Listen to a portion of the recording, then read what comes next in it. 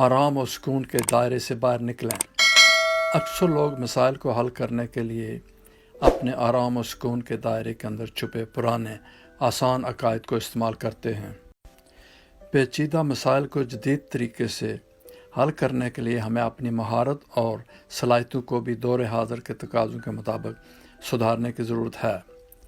یہ طرز عمل ضروری طور پر ایسے طریقے سوچنے کی طرف راغب کرتا ہے جو ہماری پختہ اور رچی بسی ترجیحات کے متضاد جاتا ہے۔ علاوہ ازیں ایسا کرنے کے لیے ہمیں اضافی توجہ اور کوشش کی ضرورت ہے۔ اگر ہم اپنے آرام و سکون کے دائرے سے باہر نکل کر ایسی سرگرمی کو تلاش کریں جو مشکل بھی ہو اور محنت طلب بھی، تب یہ جان کر ہم شاید حیران تو کیا اس سے بھی بڑھ کر پھولے نہیں سما سکتے کہ ہم پر کیسے کیسے راز کھلتے ہیں اور ہمیں کیسی کامیابی حاصل ہوتی ہے۔ یاد رہے کہ زندگی میں کبھی بھی ایسا مقام نہیں آئے گا کہ جب ہم یہ کہہ سکیں کہ اب ہمارے خوابوں کی تکمیل کا صحیح وقت آیا ہے، اس لیے ہمیں ابھی سے متحرک ہو جانا چاہیے۔